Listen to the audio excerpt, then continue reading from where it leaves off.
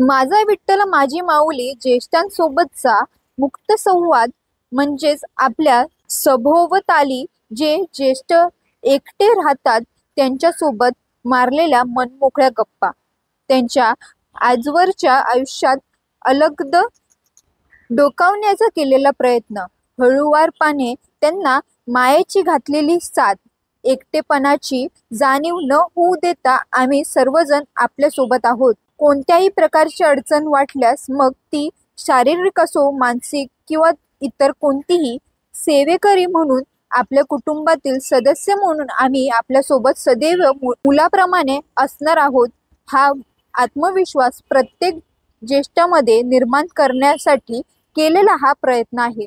या उपक्रमाच्या पोस्टरचे अनावरण महाराष्ट्राचे उपमुख्यमंत्री एकनाथ शिंदे यांनी केले.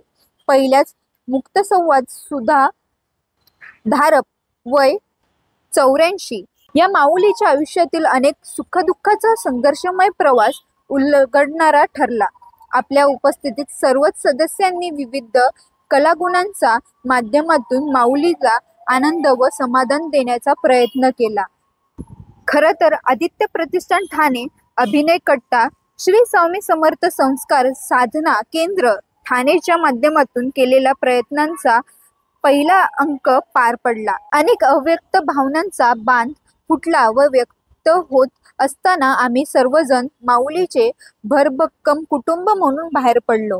हे नाते केवळ एका दिवसाचे नसून कायमस्वरूपी एक वेगळ्याच बंधनात बांधले गेलेल्याचा साक्षात अनुभव मिळाला. माझ्या सर्व सहकाऱ्यांच्या सोबतीने माझा या संकल्पना एक मूर्त स्वरूप प्राप्त झाले.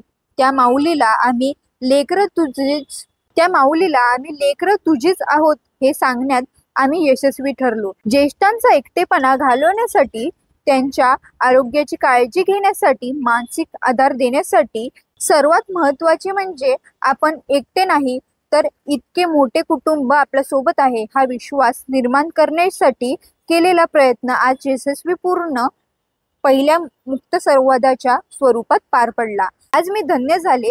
हे आम्ही निघताना त्या माऊलीच्या मुखातून आलेले उद्गार माझा विठ्ठल माझी माऊलीच्या पुढच्या प्रवासाला प्रेरणा देतील.